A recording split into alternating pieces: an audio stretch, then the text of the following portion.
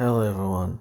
On today's podcast episode, before I get started, I'm just gonna say, I know I say it all the time, but I'm just gonna say this podcast really isn't a religious podcast. So if ever in the future, I don't talk about religion anymore, you gotta be understanding. If you want to learn more about religion, read the books, by written by theologians, or better yet, go to church, or if you can't go to church, go online, read the Bible, go to church, you know, visit, some of these church websites and, and listen to their sermons online. There are a lot of pastors doing, recording their Sunday, their Sunday church activities online, their Sunday preaching online, on YouTube. So if you want to learn more about God, it's best to just go there, But I'm not, so I know I wasn't born for this, so I just like sharing what I have, the knowledge that I have. So if you want to learn more about God, it's best to just go to you know, read more books by theologists, listen to more theologists more. But on today's podcast episode, I'm going to talk about, the fact that, I at an earlier podcast, right? At an earlier episode, I talked about the angels of the Bible being, the gods of the other religions, like Zeus and the pharaohs, the gods of Egypt and the gods of Mesopotamia. Yeah, I read a very detailed article, a researcher did it like a few years ago talking about it. And here's the reason why, many people think, why would the gods of, why would the angels of the Bible be, be the gods of the other religion? Well, I have to give you, an example of how confusing life gets. Remember, in the Bible, during the Tower, God destroyed the Tower of Babel. After God destroyed the Tower of Babel, it created confusion in the world and changed the language of everyone, right? Different groups of people had, had their own different languages. And do you know how powerful that act alone that God did? Do you know how powerful it is in creating different religions? Right now, when you say the word Allah, right? The word Allah to most people means God, right? But do you know there are many people in this world who do not know that the word Allah means, God, the God of the Bible? Yeah, that should tell you how powerful it is. The language barrier truly creates, can create a whole different religion just on that alone. Many people do not even know that the word Allah means God. I've seen them, they think the Muslims, they think people who they think Muslims, worship a different God. Many Christians actually think Muslims worship a different God because of the word Allah, because they use Allah instead of God. And there are many Muslims who think the same thing, that Christians and Catholics worship different gods because they use the word Allah. Because we use the word God and then they use the word Allah. Just the change in name alone is enough to confuse people into thinking, into worshiping a different God, thinking, it's a different God. If a Christian who thinks, decides to become a Muslim, right? Because he only knows English, in his mind, he'll think, the word Allah it's a different God, and start worshiping Allah, thinking Allah is a different God. This is how easy it is for, the angels of the Bible, just from God changing the language, right? This is how easy it is for people to start worshiping the angels of the Bible, thinking it's actually what? God.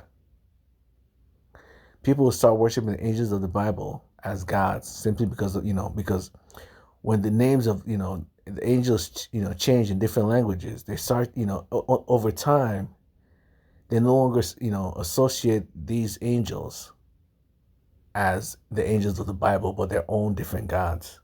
They start creating their own pantheons around these angels without ever realizing that the angels of the Bible are actually different gods. Just like the word Jesus, right? The word Jesus can be pronounced it's pronounced differently in many languages. In Spanish it's Jesus, And you know there are many people who do not think that the word Jesus and Jesus are the same person? Yes, there are many people who do not think that, Jesus is actually Jesus Christ. It will never cross their mind when someone speaking Spanish says Jesus, that they're actually talking about Jesus. Because, just that language barrier is enough for people to confuse people into thinking that, this is actually a different God. There are many people out there killing Christians thinking that, Muslims killing Christians thinking that, Christians are worshiping a different God, not knowing they're worshiping the same God that you're worshiping, But, this is how life works, You say, people just can't, how can people be so stupid to worship angels? They're not that powerful. Do you know today there are people worshiping Satan? Satan is just an angel, but yet there's still people worshiping Satan. Just to tell you, it's very easy to worship anything, more powerful than you. There are people who worship Satan. There are people who worship, Beelzebub. There are people who worship Baal. There are people who worship any of these demons of the Bible, and they worship them all, on a daily basis. So it's so easy for people, when people start, worshiping these angels, right? And, due to the different languages, they call them Zeus, they call them X, they call them Y. People, you start thinking they're a completely different religion without realizing that all these religions came from the same source. Because of the Tower of Babel, because of God's, choosing to confuse the world, we all started, seeing different religions when the truth is they were all one religion at some point in time. They were all these religions came from one source. And this is how the world works, If you don't, there are many people who don't know that, know this, but the zodiac signs, right, are all different gods. And even the names of every month of the year in English, January, February, March, April, May, June, these are names of different gods. These are the names of different angels of the Bible. Likewise, Monday through Friday, the days of the week are also names of different gods. So literally our whole lives, important things in our lives always have like names of different gods as, they use names of different gods or names of different angels as their names. And this is one of the coolest parts of life is that you don't really know how deep religion really gets. You don't really know how complicated the world really is when, the days of the week are actually different gods without you realizing it. The zodiac signs are different gods. The names of the month are different gods. The whole world, is so God oriented that most people would never realize that their entire lives is covered with, different symbolisms of the angels of the Bible. And you think, why would God why would God spread confusion onto the world? It's because God, the God of the Bible, Yahweh, many people don't even know that the word Yahweh is actually, another name for God, They think God is God, Yahweh is Yahweh. These are two different gods. It's that easy to confuse people. Language it's just the change of language is enough to confuse someone into thinking, you're worshiping it's a different person altogether. That is how easy it is to confuse people. But the reason why Yahweh, or the God of the Bible, at least one of the reasons, I'm not all knowing, is because, if you read the biblical text, you realize that God himself doesn't really show himself. He rarely ever shows himself to everyone. He only shows himself to prophets and holy men. He rarely ever just comes out and start, talking to everyone, He always he always speaks to his chosen people. Do you know why he does that? It's because the world was created for you to have free will, for you to choose, between right and wrong, for you to make decisions, that aren't influenced by God Himself. Because if God showed Himself to the world, His very existence itself, will influence your decisions. His very existence will influence your decisions. So how do you test someone? If you want to test someone, you have to test someone in a neutral manner, right? In a neutral zone. That's this world, The world we live in is a neutral zone for you to be tested. And if you failed God's test, it's hard for you to, you just have to imagine the consequences of failing God's test, But the reason why, God rarely ever shows Himself is simply to make it, more neutral. The experience more neutral. You make choices. If you choose to follow God, it's all, it's based off your desire to follow God, not because God is forcing you to follow Him. God isn't forcing you to follow God. When you look in the sky, if God shows Himself and you look in the sky and you see God there, how can you not believe in God? How can you not bow down to God? Think about it. All the evil people in this world, right? If they see God in the sky, right, they'll be pretending to like you while inside their head they're thinking about killing you every single time. They'll be thinking about killing you every single time, but because they're too afraid of God, influence, the fear of God will stop them from doing the evil deeds. But it doesn't really change their mind. It just stops them because of fear. The fear stops them from doing evil deeds, but the mind is still evil. So if they died, they'll always pretend as if, they're kind folks, when the truth is, inside their hearts, God knows what's going on inside their hearts. So if God's not there, right, it's better for them to, it's easier for them to behave the way they want. Because if they don't see God in front of them, they look around them and they don't see God, right? Even if the Bible is there, they still won't believe the Bible. Even if they have, a small inclination to believe in God, who cares, The parents aren't around, so it's time to behave whichever way I want. And, and when they start behaving, like lunatics, and then they die, they can't say, oh, I'm a nice person, They can't say I'm a nice person because God will just show them every single act they've done their entire lives.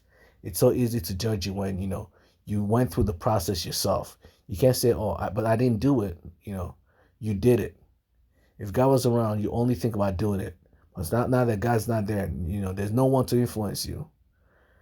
What choices would you make? What choices would you make? So if you made bad choices and God, and you die, and God shows up in front of you, what excuse would you say? Would you say, it's because of you that, because you're not around? Who cares? Your choices are your choices. If God's not around, is this how you behave? Really? If you don't see God around, is this how you'll behave? Is this how you treat others around you? It shows you who you truly are. There's a phrase when it comes to, there's a phrase called, if you really want to see someone's heart, right? Give them anonymity. Meaning, if someone is anonymous, it's easier for you to see how they behave. Why? Because there's no one to influence them. When there's no one to influence your choices, how would you behave? There are many people who become lunatics the moment they're no one is around them to watch what they to punish them for their acts. They start behaving like lunatics. But the moment people are around, they act like the nicest people in the world. Like the pastor who was arrested. There's a news article about a pastor who was arrested. I don't know how many months ago it happened, but he was arrested for killing someone. Because the pastor thought, when no one's around, would you be that type of pastor that kills people and then pretend to be a pastor or someone else? The pastor killed someone, they ran to a different state, and then pretend to be an innocent person again. It was only after a few years that the investigation caught up to him and he got arrested. Would you be that pastor who pretends to be a nice person in front of others, but behind our backs, you're a serial killer? Is that you? And that's what God, created this whole world for, to test you. How would you behave? It's right there in the Bible. How would you behave in a world where you have to follow your gut? You have to follow your instincts. You have to follow your consciousness or your conscience. Would you behave like a mad lunatic, or would you behave like a kind person? Would you just abandon the Bible? Would you abandon the good, the wise words of the Bible and start behaving like a mad lunatic? Would you abandon the kindness in your heart and start behaving like a mad lunatic? Or would you embrace the kindness in your heart and think that, just because everyone is doing evil deeds around me does not mean I also have to do them too. Just because other people around me are kidnapping and raping children does not mean I also have to kidnap and rape children. Just because the people around me are killing people and selling their organs online does not mean I should also kill people and sell their organs. Just because the people around me are doing weird things, does not mean I also have to do weird things. Just because God's not around does not give me the permission to start behaving like a lunatic. And that's the problem with it, that's what everyone in this world has to face. In a world where God's not around, how would you behave? Would you behave like a lunatic? And that's why God created this world. And this is why God is only hidden. It's hidden to most people and only shows himself to his own chosen prophets, his own chosen people. Because God created the test to be as fair as possible. You have the free will to make whatever choices you want. But if you choose to make bad choices, do not blame God for for the consequences of your actions. Do not blame God if you made bad choices in life. You know what bad choices are. You're born with a conscience. You know what a bad choice is. If you decide to go against your conscience, you can only blame yourself, for the consequences of your actions. So let's not talk about, the whole, Bible thing, but this should show you that, God, the God of the Bible knows what's going on inside of you. The God of the Bible knows what's going on in the world. If the God doesn't want to reveal himself, there's a good reason why God doesn't want to reveal himself. If God doesn't want to reveal himself, you can't force God to reveal himself to you. Probably the more you try to force God, the more God will hide himself. Do you know why? The people who are desperate to find, to force God to reveal themselves always have ulterior motives, as reasons for it. If you're a good person, if you believe in God, it doesn't matter whether God's there or not, right? You'll still follow God's will, regardless of whether it's there or not. Won't you? The people who want God to reveal themselves the most are usually the ones who want to do something bad. So, they have that ultimatum. God, if you don't reveal yourself, well, don't blame me for being evil. That's their mindset. God, reveal yourself right now, otherwise I'll become an evil person. That's usually the mindset of people who, they're cautious about it. They'll test the water. God, can you please reveal yourself? And after a few months, when they realize, God is not revealing himself, that's when they start behaving like lunatics. Since God's not around, there's nobody. There's no consequence to my actions anymore. If I die, you can only die once. That's the mindset. You can only live once. You can only die once. So who cares? If I behave like a lunatic, there's no one. No one's gonna hold me accountable for it. That's their mindset. Some of them will have the mindset of, if nobody's watching. Have you ever heard the phrase, if a tree falls in the forest and no one's watching it, did it really fall? Many evil people have that mindset as well. If I kill someone and nobody knows that I killed them, did I really kill them? That's their mindset. So as long as God's not around, they have that mindset that if I kill someone, my own family member, my sister, my brother, my cousin, my little infant, if I killed them, right, and nobody's around to know that I killed them, did I really kill someone? So because of that, and when they die in the future, and they and God shows up in their face, and that's when they realize that nope, just because no one's watching you does not mean God's not around. God is omnipresent. When no one's around, God is always around. God is always everywhere. It is the cup you drink. It is the cup of water you drink. It is your very heart, your very soul, your very body. It is your cells. It is your DNA. God is your heart. God is your eyes. God is your emotions. God is your thoughts. God is your feelings. God is everything. Even when there's no one watching, God is always there watching, because God is you. This is why, in the Bible, Jesus said, don't you know you're all God's? Yes, Jesus said that in the Bible. Jesus said, "Don't you?" Because when he was asked, are you?" I think it was. I'm just paraphrasing it, but it was asked, "Are you the are you the Son of God?" And God, Jesus replied, "Don't you know that you're all God's?" Just to let him know that do not see God as someone separate from you. You are God Himself. This is why when scientists and atheists say that you're worthless, this world is worthless, people are worthless. You have to understand that you are you are God. God is omnipresent.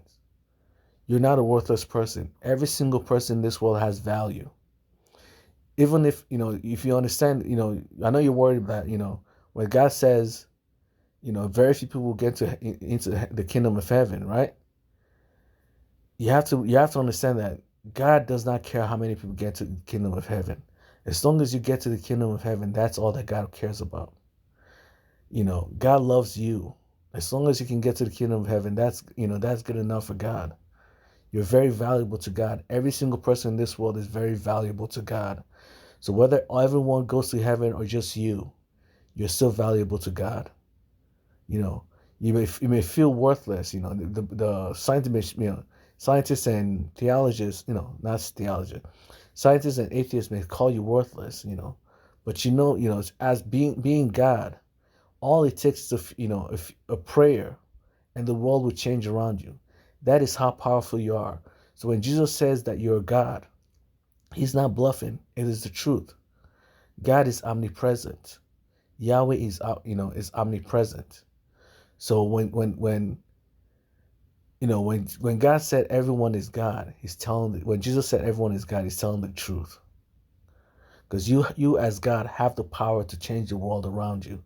And all it takes is a simple prayer, an honest prayer to God, and the world will change. That is how powerful you are as a human being. It doesn't require many people to change the world. It only requires you, because you're God. You're a child of God.